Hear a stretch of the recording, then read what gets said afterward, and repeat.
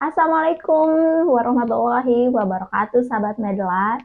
Kembali lagi dengan saya Bidan Wina. Nah, di video kali ini saya akan membahas tentang infertilitas, penyebab, gejala, dan pengobatannya. Sebelum pembahasan lebih lanjut, silakan subscribe, like, dan share agar kalian bisa mengetahui lebih banyak info seputar kesehatan bersama Medela.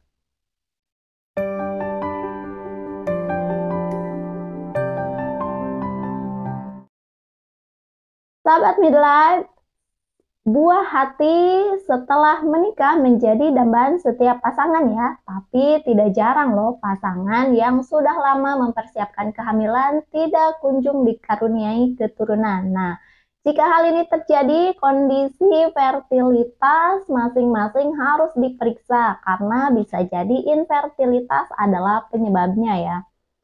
Infertilitas adalah gangguan kesuburan di mana istri tidak kunjung hamil ya setelah intens melakukan hubungan intim selama 1 tahun tanpa alat kontrasepsi.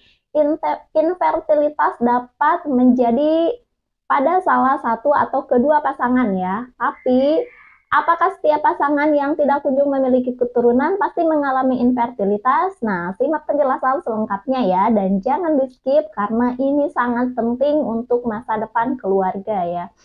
Nah, sahabat midlife, infertilitas adalah masalah pada sistem reproduksi yang menyebabkan pasangan sulit memiliki keturunan ya. Nah, jika kalian dan pasangan sudah rutin berhubungan intim untuk mempunyai anak selama 1 tahun tapi tetap belum berhasil, nah maka kondisi ini dapat diwaspadai sebagai gejala infertilitas. Nah, jika ada anggapan bahwa infertilitas hanya terjadi pada wanita, hal ini sepenuhnya salah ya. Infertilitas dapat dialami oleh pria maupun wanita. Nah, sehingga jika suatu pasangan mengalami kesulitan dalam memiliki keturunan, baik istri atau suami perlu melakukan pemeriksaan. Lalu apa sih penyebab infertilitas? Nah, terdapat perbedaan dalam penyebab infertilitas pada pria dan wanita. Nah, berikut masing-masing penjelasan yang umum terjadi. Penyebab infertilitas pada pria yaitu infertilitas pada pria disebabkan oleh beberapa faktor, tapi yang paling umum adalah karena kelainan pada sperma ya. Dilihat dari jumlah, bentuk, sampai pergerakannya ya. Terdapat juga kemungkinan infertilitas sejak lahir yang diakibatkan oleh masalah kesehatan tertentu yang akhirnya berpengaruh pada sperma.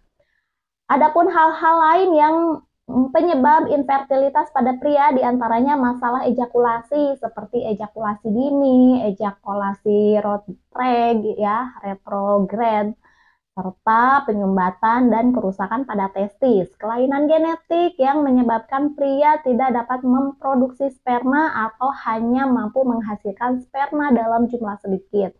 Gangguan hormonal yang dapat menyebabkan penurunan produksi sperma ya. Lalu masalah kesehatan seperti kanker atau obat-obatan yang berpengaruh pada kesuburan pria.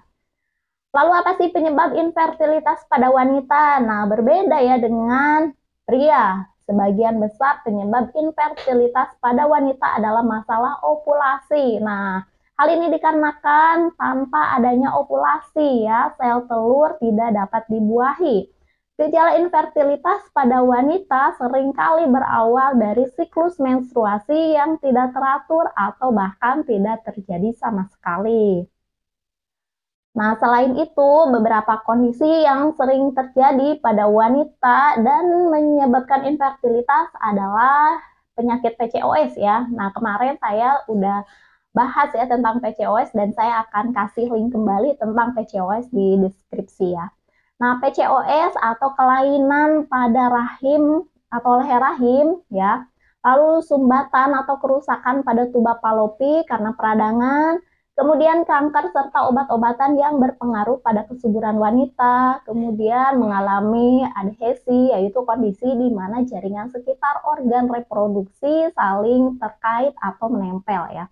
Monopus dini sebelum usia 40 tahun, lalu endometriosis ya.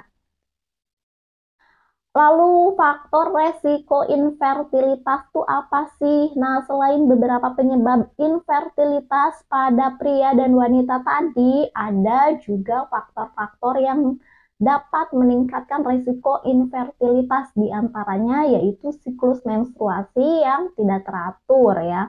Masalah fungsi seksual atau disfungsi seksual berusia di atas 35 tahun ya, mengidap penyakit menular seksual, kelebihan atau kekurangan berat badan, kebiasaan merokok, sampai mengkonsumsi alkohol. Nah, penegakan diagnosis infertilitas. Sebelum menegakkan diagnosis, dokter biasanya akan memulainya dengan sesi konsultasi ini bersama pasien. Nah, akan ada beberapa pertanyaan yang diajukan terkait dengan riwayat kesehatan serta hal-hal yang berkaitan dengan reproduksi ya. Nah, selain itu dokter juga akan merekomendasikan kedua pasangan untuk melakukan tes kesuburan nih. Adapun tes kesuburan yang dilakukan pada pria antara lain analis sperma, tes hormon, dan tes genetik ya. Sementara tes kesuburan yang dilakukan pada wanita diantaranya yaitu pemeriksaan HCG ya. HCG untuk mengetahui kondisi tuba falopi dan rahim, pemeriksaan ovulasi, laparoskopi, USG, dan transvaginal ya. Melalui tes kesuburan ini, dokter dapat memastikan penyebab mengapa Anda dan pasangan tidak kunjung memiliki keturunan sehingga bisa memberikan penanganan yang tepat ya. Lalu pencegahan infertilitas nih, infertilitas adalah kondisi yang dapat disembuhkan ya. Pengobatan infertilitas salah satunya dengan memperbaiki kualitas sperma pada pria dan melancarkan siklus menstruasi pada wanita sesuai anjuran dari dokter. Tapi untuk upaya pencegahan, beberapa tips berikut bisa Anda dan pasangan terapkan mulai dari sekarang ya. Melakukan hubungan intim secara teratur di waktu subur untuk meningkatkan kesempatan kehamilan ya. Kemudian menghindari menggunakan obat terlarang ya. Selanjutnya berhenti mengkonsumsi minuman beralkohol dan merokok. Hindari suhu yang terlalu tinggi karena dapat mempengaruhi kualitas dan motilitas sperma ya. Kemudian selanjutnya olahraga secara rutin untuk meningkatkan kualitas sperma pada pria dan memperlancar siklus menstruasi pada wanita. Menjaga berat badan ideal. Nah ya, lalu kemudian mengkonsumsi makanan dengan gizi seimbang.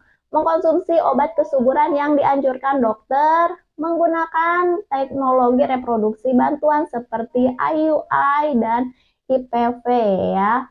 Kemudian juga ada GIFT ya. Nah, itulah penjelasan seputar infertilitas, penyebab, gejala, dan pengobatannya. Jika ada pertanyaan, silahkan tulis di kolom komentar atau kalian juga bisa menghubungi nomor admin yang tertera di deskripsi. Semoga bermanfaat. Saya Bidan Wina. Wassalamualaikum warahmatullahi wabarakatuh.